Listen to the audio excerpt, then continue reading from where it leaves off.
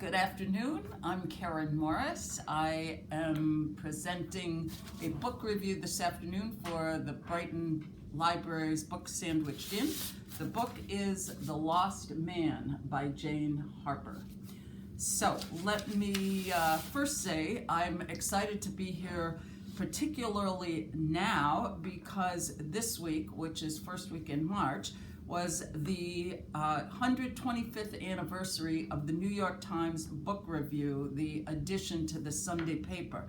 And so it is a moment for celebration. It began 125 years ago in 1896 and was celebrated in this Sunday's New York Times. So I'm honored again to do the book review on this date. So, The Lost Man by Jane Harper. Ostensibly, it is a whodunit, but it is so much richer. There's intrigue and tension of family relationships. There's a look into the frightening life of victims of domestic violence. There's the view of the pain of a father with limited visitation time and a hostile relationship with his ex-wife, the mother of that child. And there are insights into living in the Australian Outback. So rich indeed is this book. Let me say this about spoiler alerts.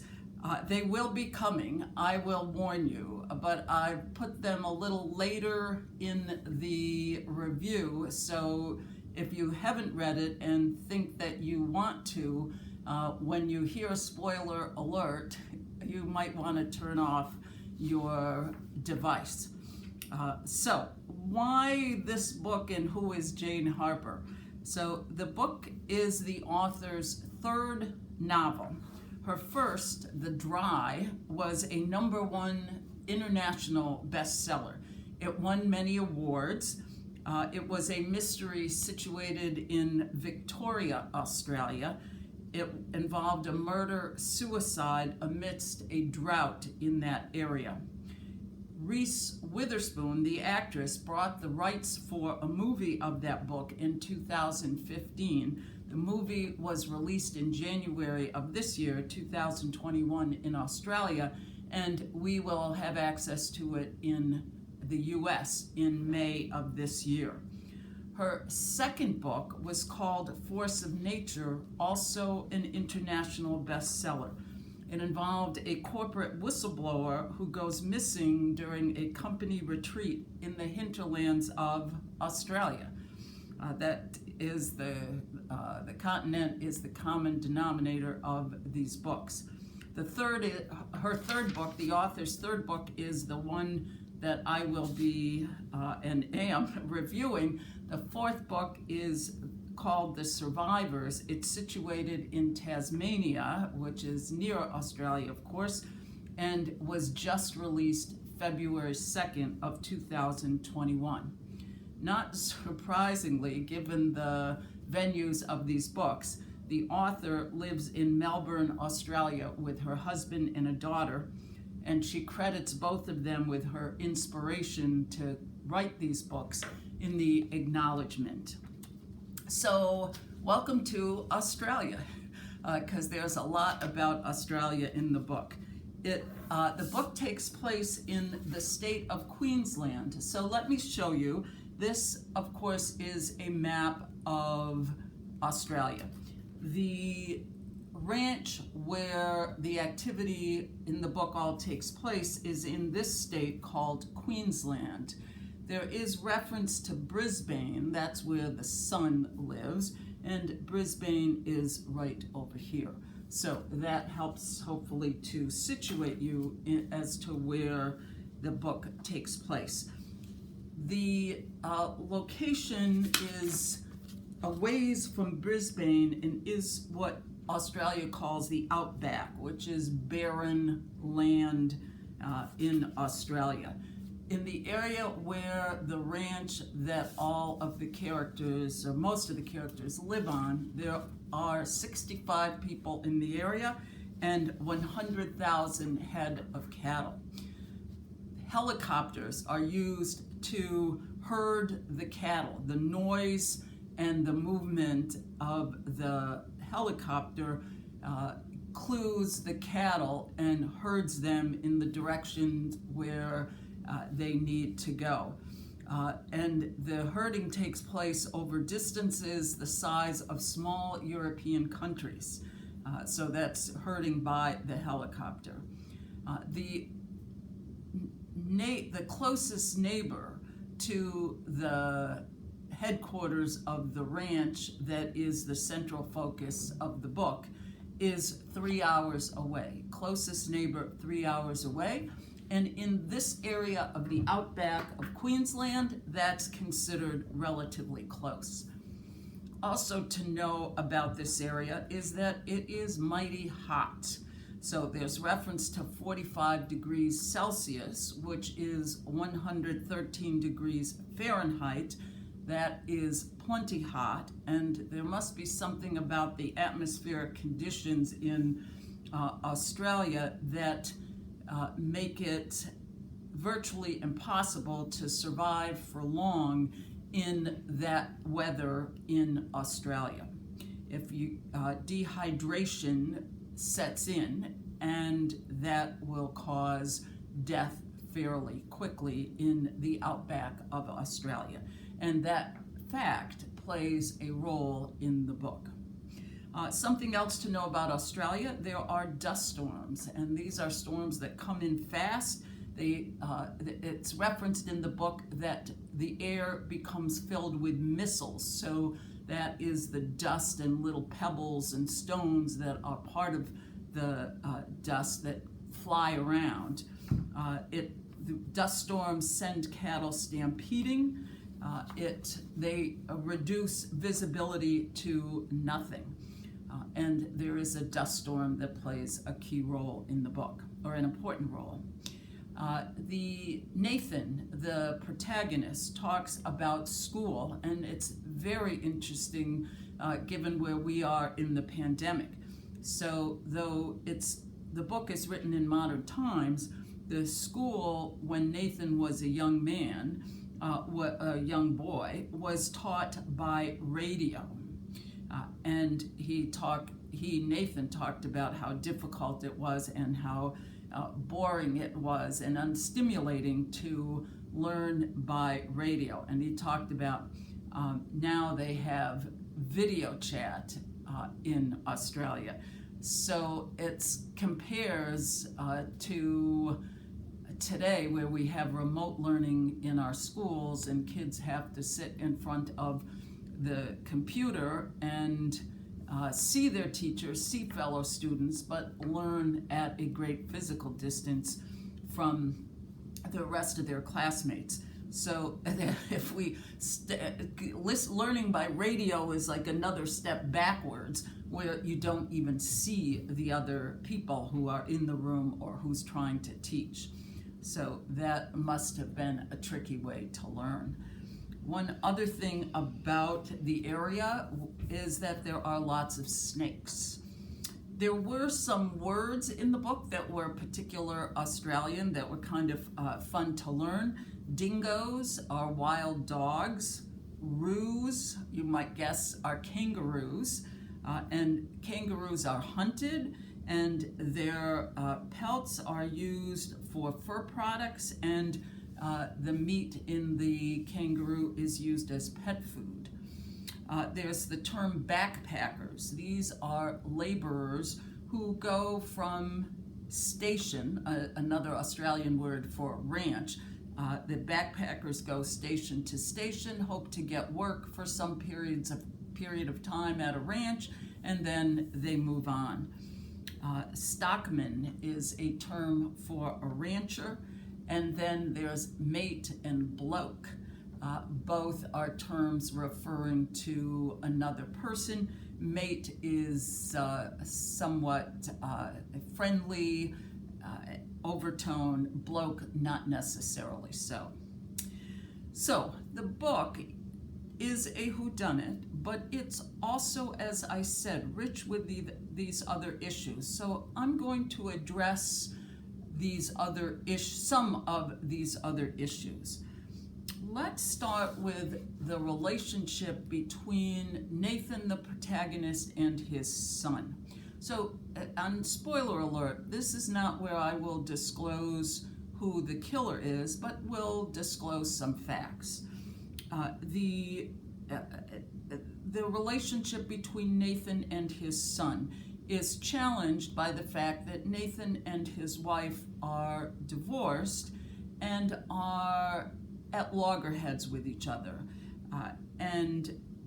This is unfortunately the case in many relationships between parents in today's world. This setup or this situation has so much opportunity for dissension and hostility. And a parent, of course, has a desire to see, to raise, and to be with their children. Indeed, it's one of the strongest forces in nature. When threatened, there is inevitable drama. Indeed, I see cases that grow out of this situation with some frequency, even in Brighton Town Court and, of course, Family Court and Supreme Court. New York Supreme Court sees many outgrowths as well. In this book, the wife deviated from agreed visitation schedule. There were fights over that. Police were called. Not a happy time. The kids see that and they're distraught. Nobody's happy when that fighting is going on. Lawyers need to get involved. They are expensive. Sometimes a parent feels doomed about the outcome of a visitation or custody proceeding because he or she cannot afford a lawyer. In this case, we have the father of the wife, ex-wife, who interceded and was willing to underwrite the cost of a lawyer for his daughter, the ex-wife, which put her at a likely, at least in Nathan's eyes, superior position in court over Nathan.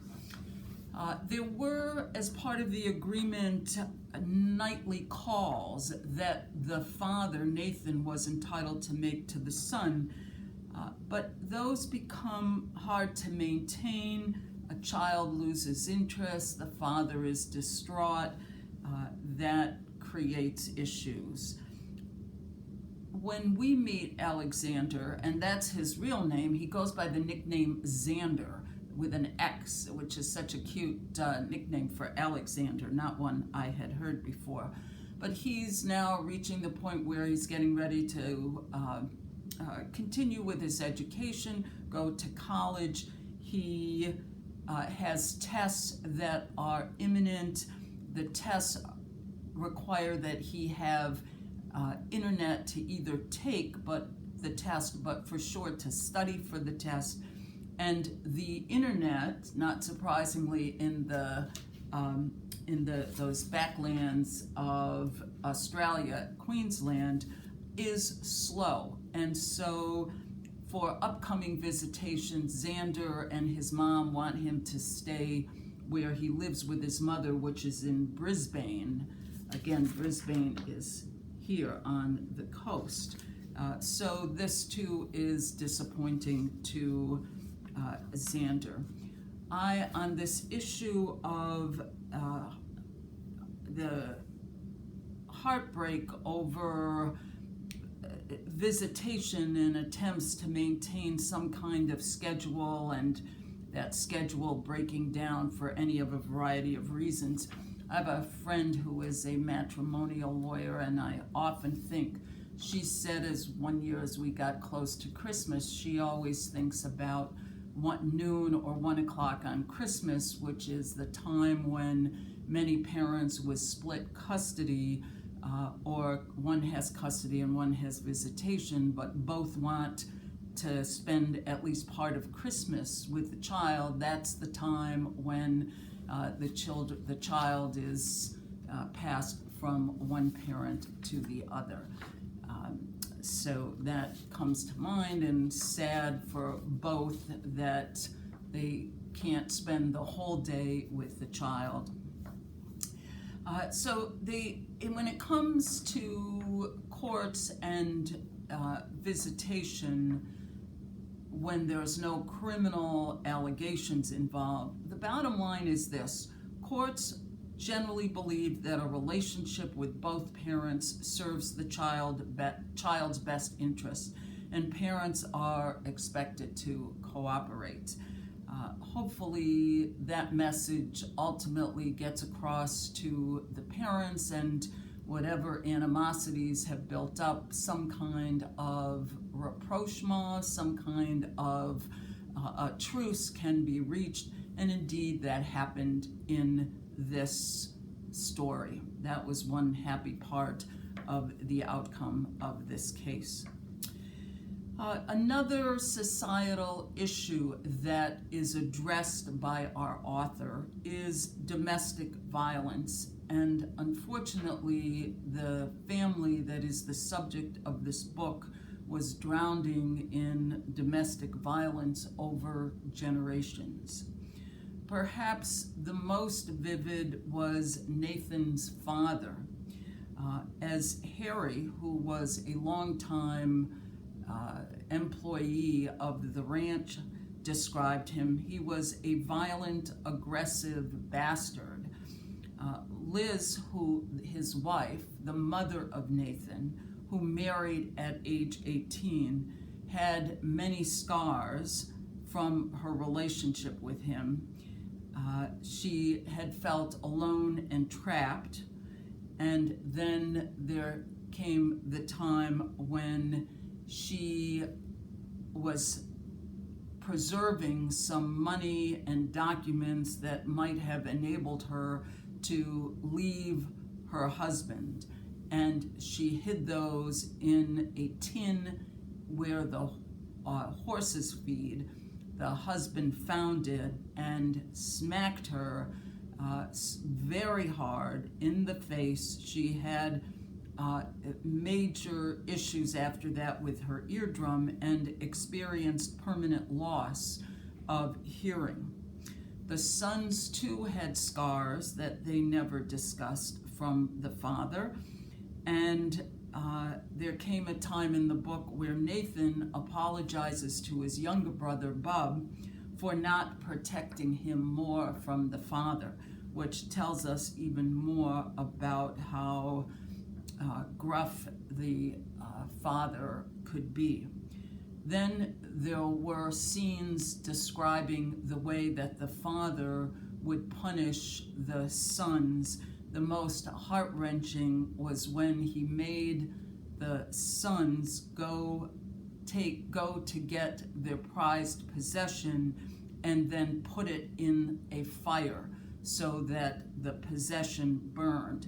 And we saw the scene how Nathan went to get his guitar and had to put the guitar in the fire. The mother tried to intercede with the father to protect the guitar and not require that Nathan not burn the guitar, but the father was not hearing it, and he had control over the mother and the family, and alas, the guitar and books and other favorite possessions of the son were burned. So this gives you a feel for the violence and the fear that the family lived under when the father was alive. There came a time when he was in an accident, and he ultimately died from that accident. Nathan's grandfather, this was now the father of Nathan's father, and that grandfather, according to the father, had been violent with the father. So when Nathan's father was a young boy and was parented by Nathan's grandfather, that grandfather was violent, and those were scenes that Nathan's father remembered. Then we have, with domestic violence, we have Cam. Cam is the middle child, and the one who is, in fact, the lost man. He's the one who dies. Cam is a violent man. We're introduced to that early with a relationship that he had with a girl named Jenna. So one night they were both at a party. Cam was quite young. The two of them were talking. They found their way out behind a area close to the water, and sex ensued. Jenna had a boyfriend. She was unhappy and complained the next day to police. It turned out she had bruising on her inner thighs, and she said that she had been alone in the dark with a big, insistent bloke. And the impact on her was long-lasting in a way that women who are battered can identify with. So 20 years after that fact, no doubt long after Cam had moved on with his life and forgotten about it, she went to therapy, and as an outgrowth of that, sent him a letter telling him that she, now 20 years later, forgave him. And that it had played such an important role in her life. It was so vivid for her and still troubling her that she was seeing a therapist that far out from the event, catches the long-lasting impact that violence, and in this case a rape, can have on the victims. And then think about all of Nathan's family being victim of violence from the dad and then Cam. Other examples of the violence from Cam: there were two daughters, Lo and Sophie. Everybody noted that Lo, who was a drawer and a painter, her drawings were always very sad and nobody quite knew why. Sophie had an incident where her arm was broken. She came back to only she and Cam, her father, the middle son of Nathan's father, and of course Nathan's brother, Cam. Only Cam and Sophie had been in the barn when it happened. Sophie went to the family afterwards and said that she had fallen off her horse. This didn't register with the others because the horse did not have a nature that would suspect that it would cause a rider to be thrown from it. And later, after the death, Sophie said, "I was afraid of Daddy." The wife, Ilse is her name, she had lots of scars on her body. She noted that the closest police was 3 hours away if she ever wanted to call the police, and asked the question, "Do you know what an angry person can do in 3 hours?" And the abusers have certain known modus operandi, a way that they assert their power and over the spouse or children. It includes isolating the spouse, making the spouse dependent financially and through low esteem. So in this case, Cam sabotaged the wife's car so that she could not leave. She couldn't trust that the car would be working at any given time and get her where she needed to go. She had no paid job since she had kids. She had no family or friends in Australia.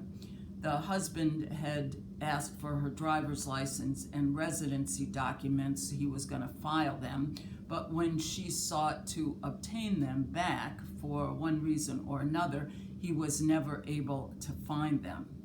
She realized what was happening and started saving money and any documents she could find that she would need if she was to escape.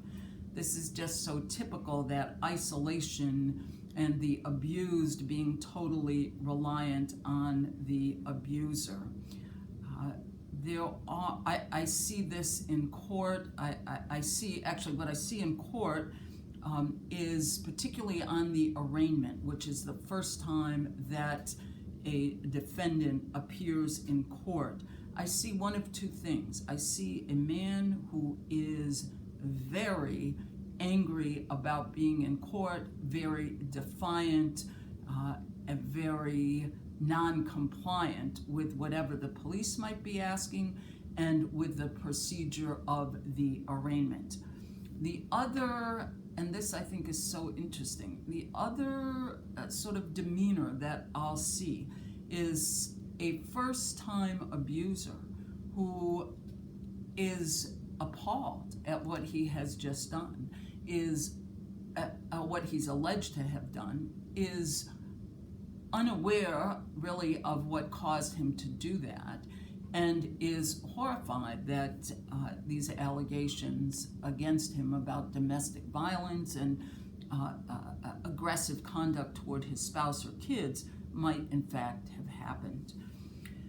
There are programs, and we judges try to ensure that any sentence, if there's a guilty finding of an abuser, a family abuser, that a sentence include rehabilitation. It might be anger management. There are a number in this community and around the country of very good programs geared towards domestic abusers.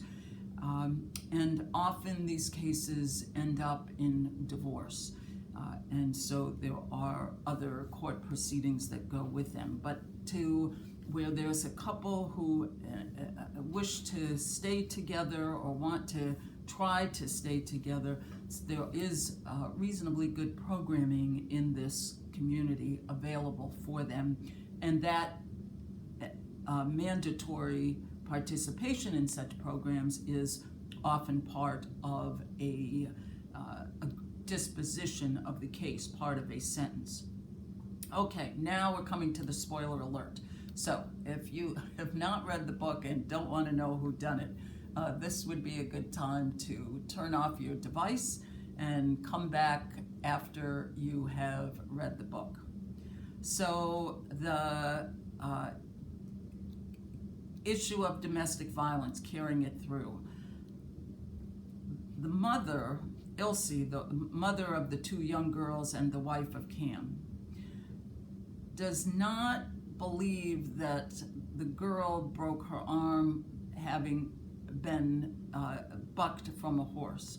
So Ilse, the wife of Cam, of the dead man, takes the horse out for a run and finds the son, Cam, at the gravesite of a stockman. It's sort of a famous location in the area where the book takes place. She sees Cam there, and she sees Cam digging, and she sees that Cam has found something. And the something turns out to be the money and the documents that Ilse, Cam's wife, has hidden in order to perhaps someday, if she ever can rely on a car, make her escape. And the son is livid. And the mom, because of her own history, figures out what is happening, confronts her son.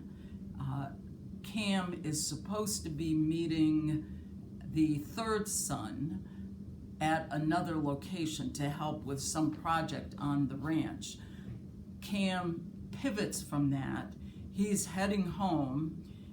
The Ilse, the mother, Cam's mother, is horrifying. I'm sorry, not Ilse. This is the the mother. Her name is Liz. The mother had ridden the horse. The mother of the three sons of Cam, Nathan, and Bub had ridden the horse, seen Cam digging up, finding the documents and money hidden by his wife.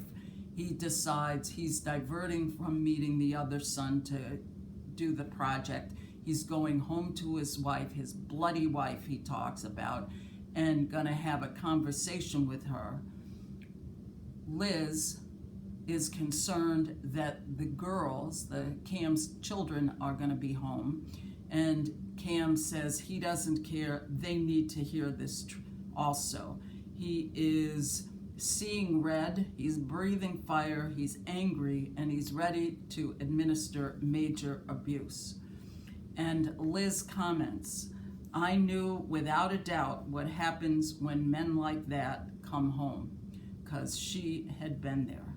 And so she proceeds effectively to kill Cam and cleverly cover it up, all related to taking the car, the hot weather, Cam unable to survive without the car and food and water and cooling, air conditioning in the car, unable to survive for long.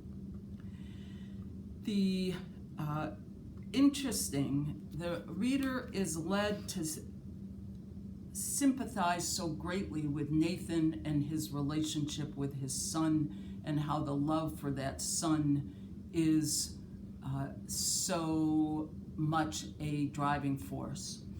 And then we saw a story about the stockman, and the stockman also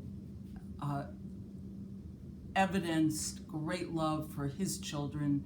In the middle of a dust storm, he gave up his horse for his son and wife and daughter so that they could live, knowing that by staying out in the heat and the dust storm, he would die.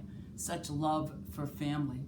And now we have this mother who is causing the death of her son in order to save the daughter-in-law and the grandchildren.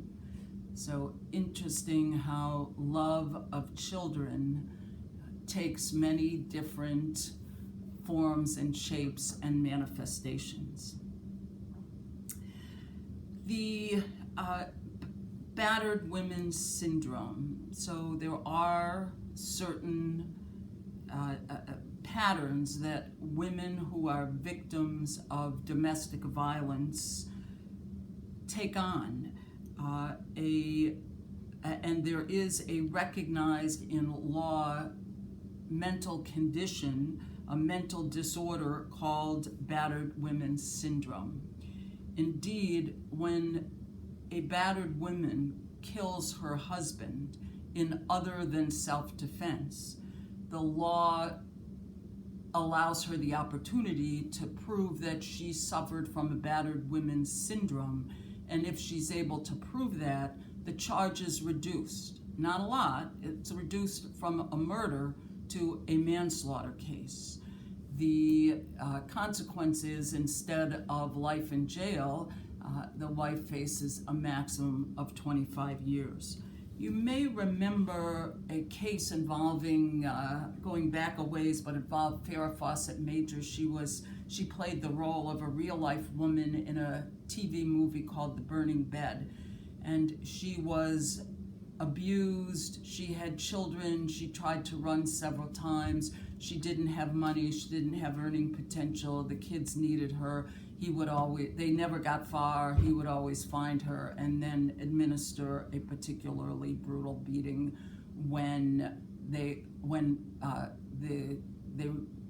returned home. So on one particular incident, he abused her, and then he went to sleep. He was intoxicated. He said, "I'm gonna kill you when I wake up." When he slept, she put a ring of kerosene around the bed, set it on fire. The last scene in the movie, she was driving out of the parking lot, out of their driveway on the way to the police. In real life, she went to police and said, I just killed my husband. The jury, she heard her defense of battered women's syndrome.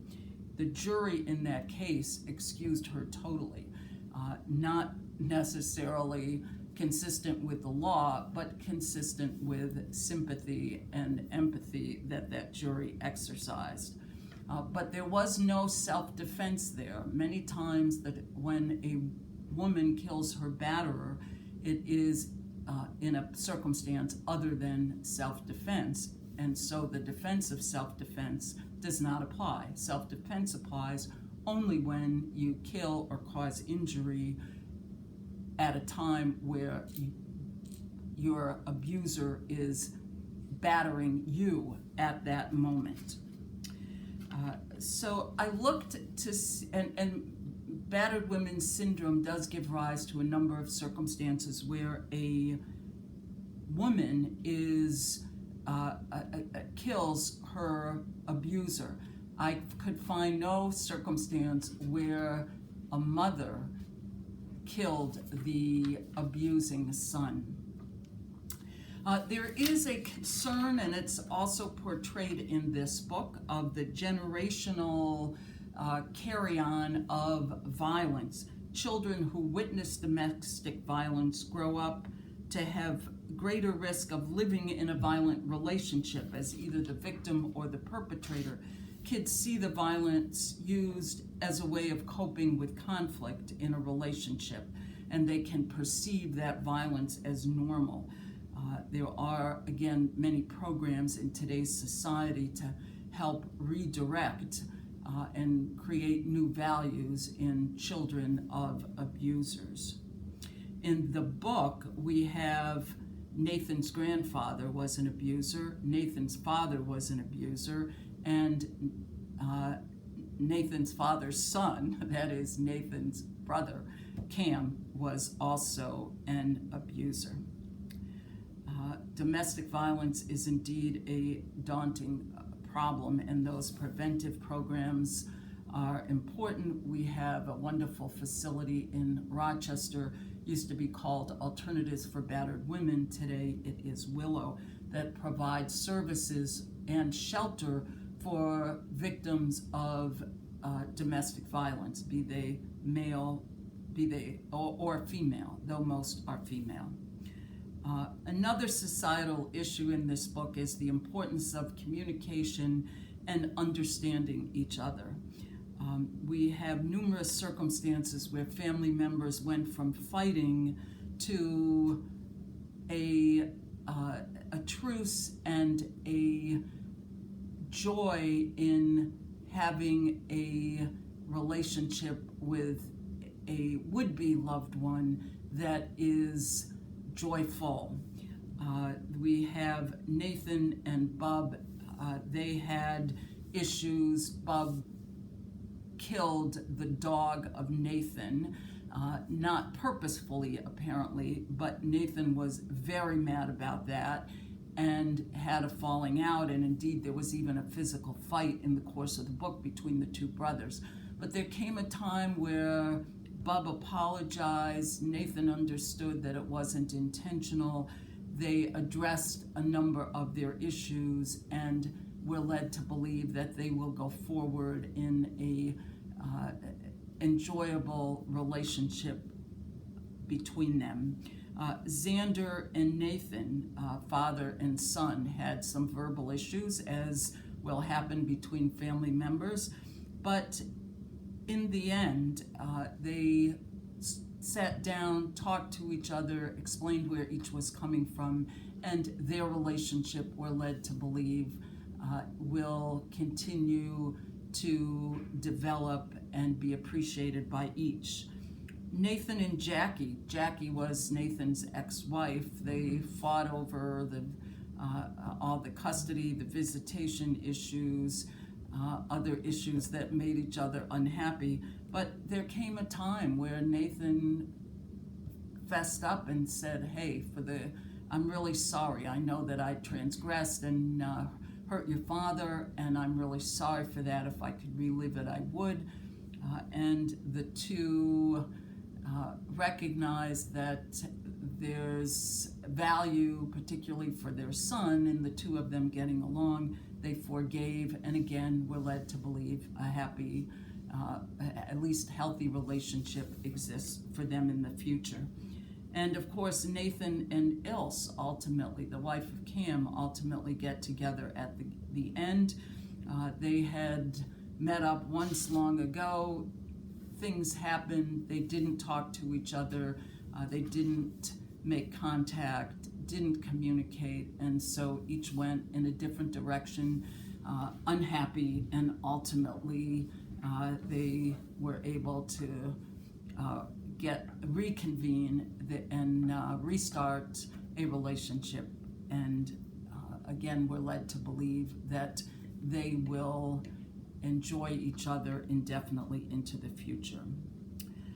I must say, on the whodunit issue, there were lots of red herrings. If your focus was the whodunit, lots of red herrings. There were times when we were led to believe Harry was the killer, Bub was the killer, Nathan's repairman might have been the killer, Simon, the backpacker, was the killer, Jenna, that one-night stand from the past who resurfaced inexplicably 20 years later, might have been the killer.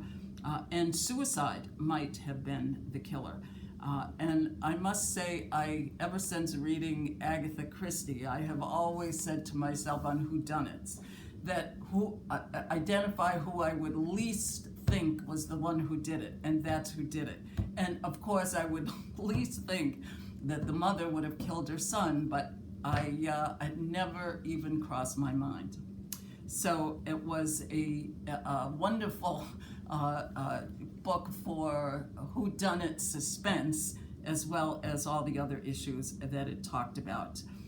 Finally, I would say that I do a lot of my reading on audio, and I did the audio book for The Lost Man. The reader had a very strong accent, which I have to assume was Australian. It took a while to understand some of his words and understand the pattern of his accent and the way that he pronounced words. Once that was figured out, the reader was excellent. The acting, and there is acting in reading a book, was very enjoyable in the sense of believable. I believed that the speaker was not just reading a book, but was right in the mindset of the characters as they were portrayed. So, bottom line, great book. When I review a book, I read it several times. This is one I wouldn't have read a second time, but I'm thrilled that I did, because it's just jam-packed with lots of issues, food for thought. Again, to go back where we started, yes, it's a whodunit, but it's so much richer than that. So, happy reading. Thanks for listening.